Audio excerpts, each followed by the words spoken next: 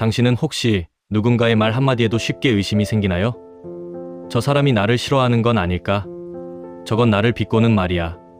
이런 생각이 반복된다면 지금 이야기할 편집성 성격장애와 닿아 있을지도 모릅니다. 오늘은 그들의 세계를 깊이 파고들며 그 어둠 속에서 벗어날 수 있는 실질적인 길을 찾아봅니다. 편집성 성격장애, 영어로 Paranoid Personality Disorder, 줄여서 PPD라고 합니다. 이 장애는 단순히 이심이 많은 사람이 아닙니다. 그들은 세상을 항상 적대적인 곳으로 인식합니다.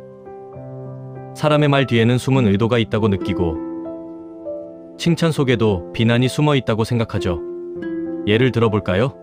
직장 동료가 오늘 프레젠테이션 잘했어요 라고 말했을 때 편집성 성격을 가진 사람은 이렇게 생각합니다. 왜 굳이 오늘만 잘했다고 했지? 평소엔 못한다는 뜻인가?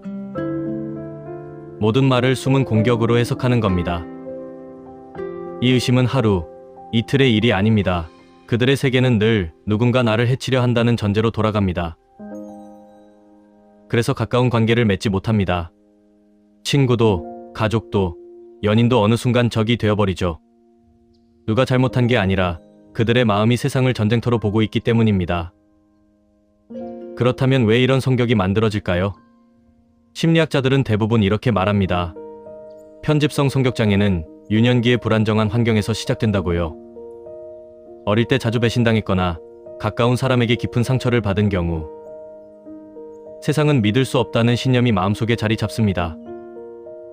그 신념이 자라나면서 모든 사람을 잠재적 위협으로 보는 사고로 굳어집니다. 이건 방어기제입니다.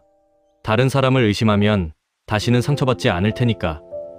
자신을 보호하려는 본능이 결국 스스로를 고립시키는 벽이 되어버립니다.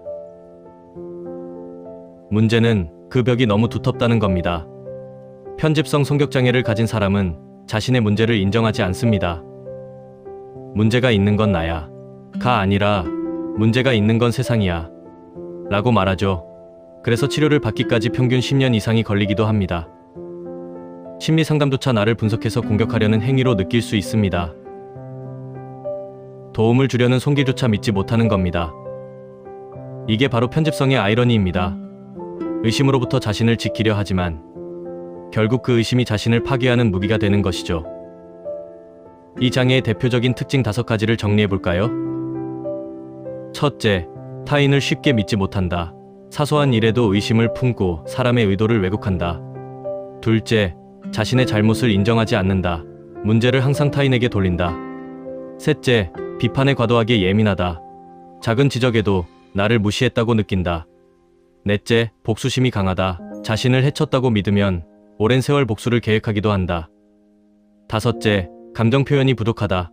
겉으로는 냉정하고 단호하지만 내면은 불안과 분노로 가득하다. 그렇다면 어떻게 해야 이 의심의 감옥에서 벗어날 수 있을까? 첫 번째, 자신의 인식 패턴을 알아차리는 것. 나는 왜 항상 의심부터 할까? 이 질문 하나가 변화의 출발점입니다. 두 번째, 타인의 행동을 즉시 판단하지 말 것. 누군가 늦게 답장을 보냈다면 날 무시했어. 가 아니라 바빴을 수도 있겠지. 라고 해석하는 연습이 필요합니다. 이건 단순한 긍정이 아니라 내 인식 습관을 교정하는 과정입니다. 세 번째는 감정의 언어화입니다. 편집성 성격을 가진 사람은 감정을 억누르며 살아왔습니다. 화났다, 섭섭했다, 외롭다, 이 단어를 입 밖으로 내는 순간 그들은 처음으로 자신과 연결되기 시작합니다. 이건 딱딱한 껍질 속에서 조심스레 밖을 바라보는 작은 틈을 만드는 행위입니다. 그 틈이 넓어질수록 타인과의 관계도 조금씩 회복됩니다. 마지막으로 전문적인 치료와 신뢰관계의 재구축이 필요합니다. 인지행동 치료, 정신분석 치료 등이 효과적입니다. 하지만 핵심은 치료 기법이 아니라 신뢰의 회복입니다. 편집성 성격장애의 본질은 불신이기 때문입니다.